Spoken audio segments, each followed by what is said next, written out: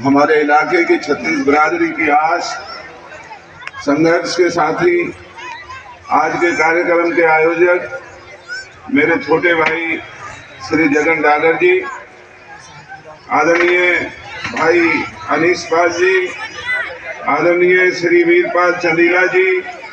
बहुत ही हमारे उभरते हुए सितारे भाई गिरीश भारद्वाज जी, बहन रेणु चौहान जी, भाई अजीत सुदेश डागर जी, भाई अजीत बॉबी डागर जी, भाई जगदीश बेनवाल जी, अनिल पोसवान जी, श्री राकेश चिडानी, विजेंद्र मावी जी, अर्जुन सैनी जी, भाई केशव डागर जी, संतराम डागर जी, और यहाँ हमारे अनिल शर्मा, पूर्व पार्षद रोहित सिंगला जी, संचित कोहली जी, विजय कौशिक जी, मंच पर विराजमान सभी मेरे नेतागण, सभी साथी साहिबान और आज के इस भव्य कार्यक्रम में उपस्थित सभी पूजा के योग बुजुर्गों, सत्कार के योग बैठी हुई माताएं और बहनों, नौजवान साथियों और प्यारे बच्चों, मैं कई दफा इस हरियाणा की राजनीति में आप सबकी मेहरबानी से विधायक रहा हूं, मंत्री रहा हूं और आप सबकी आशीर्वाद से मुझे ये सौभाग्य प्राप्त रहा कि हरियाणा के एक कोने में यूपी के नाम से जाने वाले हमारे इलाके के अंदर विधायक बनकर के, मंत्री बनकर के हमने इस हरियाणा की राजनीति को चलाने का काम किया। हमने आप लोगों के भरोसे से,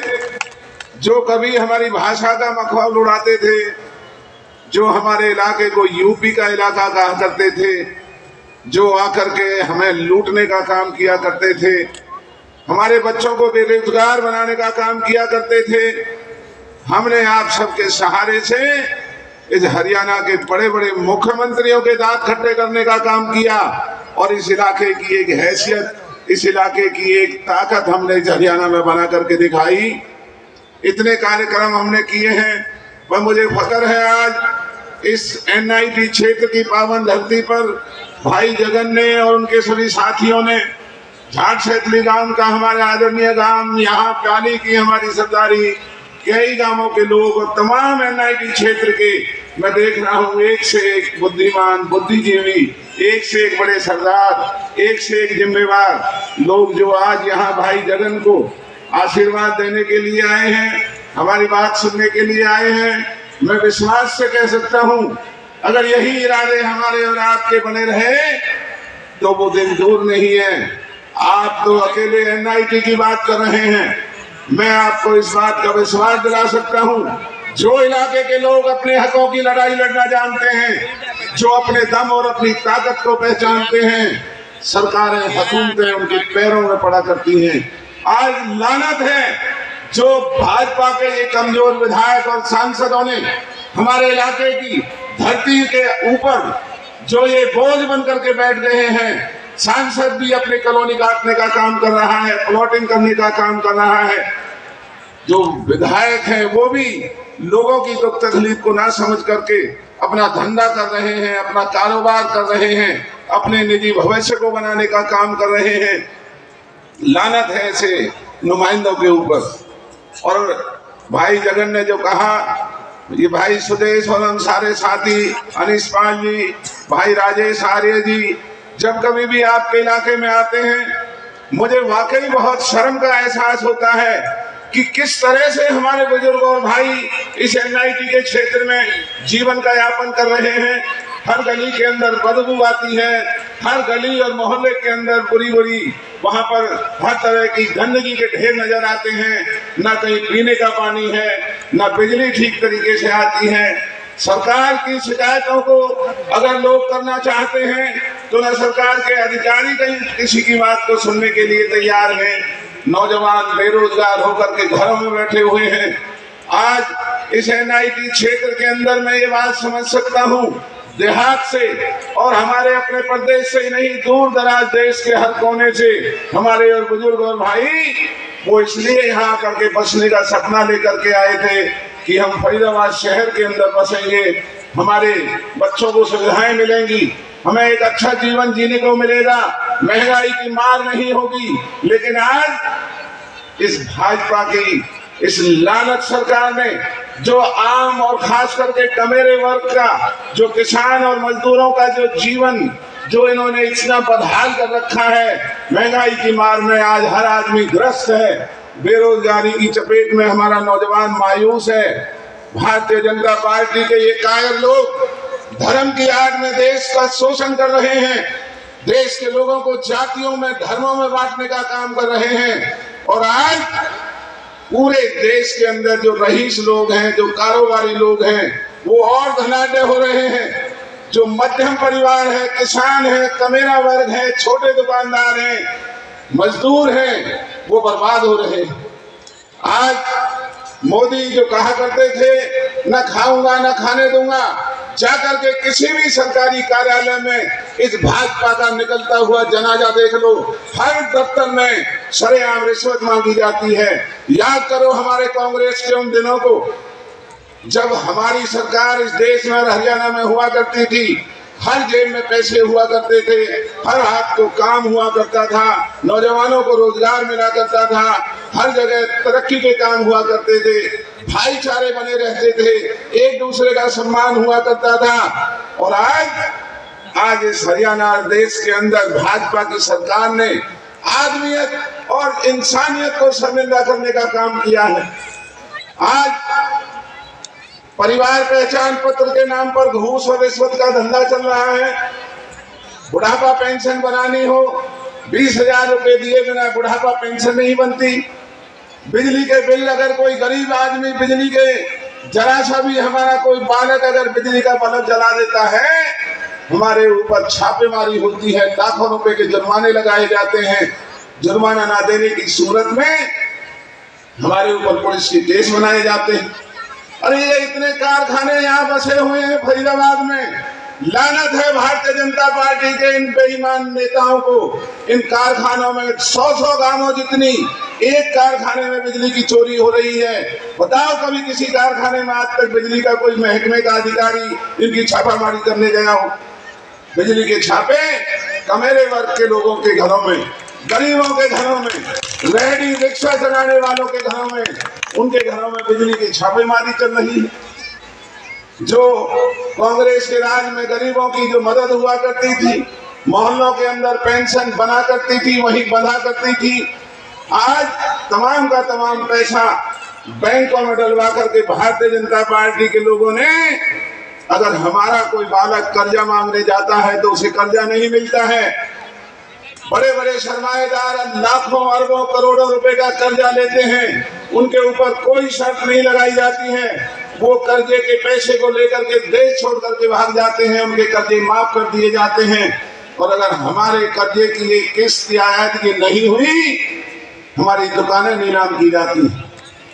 हमारे कारें, हमारी गाड़ियां नीलाम की जाती हैं। तो आज भाजपा के इस बेहूदगी के राज में पूछना चाहते हैं, ऐसी क्या हालात बने हैं जो देश के अंदर, फौज के अंदर जो हमारे बच्चे 36 बिरादरी के बच्चे बिना सिफारिश के फौज में भर्ती हुआ करते थे, इस बेईमान सरकार ने फौज की भर्ती को बंद कर दिया। अपना राज 15 साल चलाने के लिए, बनाने के लिए तरह तरह के ढोंग कर रहे हैं। गरीब के बच्चों को रोजगार दिलाने के लिए आज भाजपा के पास कोई जगह नहीं। तो मैं आपसे ये आह्वान करने के लिए आया हूँ, आपको बधाई देता हूँ, भाई जगन और उनके तमाम साथियों को बधाई देता हूँ। एक बात मेरी आप जरूर याद रखना, हाथ फैलाने से, मिमियाने से कभी भी मांगे पूरी नहीं हुआ करती। अपनी हिम्मत और अपने ताकत को इकट्ठा करो, अपनी हिम्मत और ताकत को इस हरियाणा देश के लोगों को दिखाने का काम करो। उसके बाद जब आपकी ताकत नजर आएगी तो भाई जगन, मैं आपको विश्वास दिलाता हूँ, कांग्रेस पार्टी तो क्या, इस देश के एक से एक बड़ी ताकत है एनआईटी क्षेत्र के अंदर आपके सामने भीख मांगती फिरेगी। आज हमारी पार्टी का ये ऐलान है, चुनाव चाहे लोकसभा का हो, चाहे विधानसभा के चुनाव होने हो, हर उम्मीदवार का गुप्त रूप से उनकी जानकारी ली जा रही है, उनके सर्वे कराए जा रहे हैं। उनकी सारी जानकारी लेकर के सर्वे के आधार पर जो भी चुनाव जीतने की ज्यादा हैसियत दिखाएगा,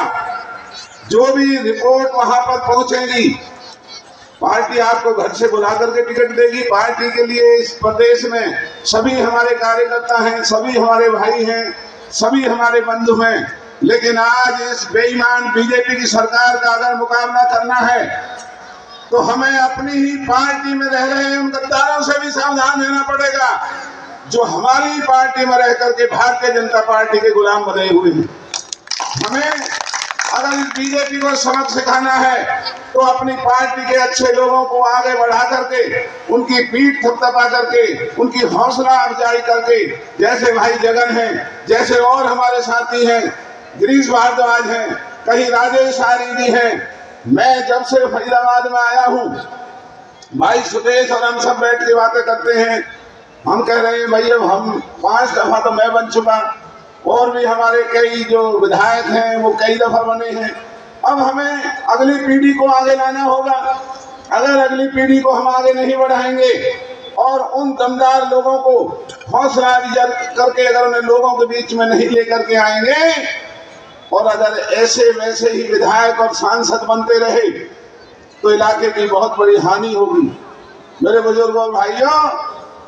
राम मनोहर लोहिया जी कहा करते थे कि राजनीति में खून के रिश्तों से विचारों के रिश्ते गाढ़े होते हैं। राजनीति में रहने वाले लोगों की ना कोई जाति होती है, ना उनका कोई धर्म होता है। हमारा केवल एक ही संकल्प है, जो संकल्प भाई जगन ने आज आप लोगों के सामने रखा, जो इस इलाके के दर्द के नाम पर जो तालियां यहाँ पर गड़गड़ाहट मैंने सुनी है, आपकी तकलीफों की जो लड़ाई लड़ने की अगर बात कर रहा है, तो मैं बधाई देता हूँ भाई जगन को और आप सबको, जो आपने एक नौजवान को आज यहाँ पर आगे किया है। मैं भगवान से प्रार्थना करता हूँ और पार्टी में भी इस बात की पूरी दमदारी के साथ हम ये बात रखेंगे कि जब भाई जगन डागर चुनाव लड़ने के सक्षम हैं, इलाके की 36 बिरादरी उनके साथ है, तो यहाँ से भाई जगन को विधानसभा का मौका जरूर मिलना चाहिए। और अगर हमारी और आपकी इसी तरीके से समानता और एकता बनी रही तो आने वाले लोकसभा के चुनाव को भी हम और आप जीतेंगे, आने वाले दिनों में विधानसभाओं के भी चुनाव को जीतेंगे। और फिर झाड़ छैतली गांव इलाके के हमारे दोनों जिलों का मालिक गांव है। जब गांव की सरदारी आशीर्वाद देने के लिए पूरे इलाके को लेकर के यहाँ आई हुई है, तो मुझे पूरा विश्वास है कि आने वाले दिनों में एनआईटी विधानसभा चुनाव क्षेत्र की जो तकलीफें हैं उनकी लड़ाई लड़ी जाएगी, और कोई भी सरकार हो, इस सरकार को विवश करके, मजबूर करके, आप लोगों की ताकत को दिखा करके हम ये हालात बनाएंगे कि इस एनआईटी क्षेत्र की कम से कम लोगों को जीने का एक सही तरीके से उनको मौका मिले, गंदगी से निजात मिले। और ये जो आए दिन यहाँ गीदड़ भपकी दे करके कारखानों के मैल को हमारे देहाती इलाके में डालने की जो साजिश भारतीय जनता पार्टी कर रही है, मैं आपको विश्वास दिलाता हूं, बनने दो 6 महीने बाद हमारी सरकार को। ये जो गंदगी के ढेर डालने वाले ये बेईमान अधिकारी और भाजपा के कायर नेता ये हिम्मत नहीं कर सकेंगे आपके बीच में आकर के इस तरह की यहाँ छोटी हरकत करें। इन्हीं शब्दों के साथ मैं एक दफा फिर बधाई देता हूँ भाई जगन डागर जी को, शुभकामनाएं देता हूँ, विश्वास दिलाता हूँ कि ये एनआईटी क्षेत्र ही नहीं, आपका अपना पैतृक गांव हमारे तमाम इलाके का मालिक गांव है। हमारे दोनों जिलों की 36 बिरादरी की सभी लोगों की शुभकामनाएं आपके साथ रहेगी, और हम आने वाले दिनों में कंधे से कंधा मिला करके अपने इलाके की भलाई के लिए, अपने इलाके की तरक्की के लिए, अपने बच्चों को रोजगार दिलाने के लिए, इस बढ़ती हुई महंगाई को रोकने के लिए और इस भ्रष्टाचार को रोकने के लिए इसी तरीके से लड़ाई को लड़ते रहेंगे। जो आपने मुझे यहाँ लोकसभा के चुनाव का जो आशीर्वाद दिया, मेरा लोकसभा चुनाव में अगर कांग्रेस पार्टी फैसला करती है तो मैं जरूर आपके बीच में आकर के, और ये जो धप्पा भारतीय जनता पार्टी के मौजूदा सांसद 10 साल से देश के अंदर वो मंत्री है, 36 बिरादरी के लोगों ने बनाया, लेकिन आज जो उसने आपा गिरा करके लोगों की दुख और तकलीफों को नजरअंदाज करके जिस तरीके से वो नाजायज कॉलोनियां काटने का काम कर रहे हैं, भाई को भाई से लड़ाने का काम कर रहे हैं, कई हिंदू मुसलमान कर रहे हैं, बात राम की करते हैं, हरकतें रावणों जैसी कर रहे हैं, ऐसे बेईमान लोगों से आपने सावधान रहना है। बुजुर्गों भाइयों, राम तो हमारा और आपके थे। राम तो आज भी अगर सबसे पहले शुरू होती थी तो हमारे बुजुर्ग और हम और आप किया करते थे। राम के आचरण को अपनाने के लिए ये बीजेपी के नेता वोट लेने का धंधा कर सकते हैं। राम के आचरण पे चलने का अगर कोई असली और सही काम कर सकते हैं तो वो हम और आप कर सकते हैं, और हम करके दिखाएंगे। इन्हीं शब्दों के साथ आपका बहुत बहुत धन्यवाद। जो हमारे जाट सभा प्याली चौक के आदरणीय आजाद सांगवान जी, श्री राम किशन कैंडल जी, जय सिंह दहिया जी, सुरेंद्र कुंडू जी, रघुवीर सिंह चेयरमैन जी, श्री शत्रु खान्ना जी, राजू धारीवाल जी, चंदन अब्बास जी, भाई बेनीवाल जी, छगन प्रधान जी, मुकेश शर्मा जी, राजकुमार गुप्ता जी, जो इतने जोश से आज आपने कार्यक्रम किया है, मैं दावे से कह सकता हूं भारतीय जनता पार्टी की सरकार की नींव हिलाने का काम अगर कहीं हुआ है तो आप लोगों ने किया है। जो NIGT क्षेत्र में इतनी शानदार सभा करके भाई जगन को भी आशीर्वाद दिया है और मेरे ऊपर भी आपने कृपा की है। आपकी बहुत बहुत मेहरबानी, धन्यवाद। राम राम। कोई भी भाई खाने बिगड़ने जाएगा, देसी घी में शुद्ध देसी घी में शुद्ध देसी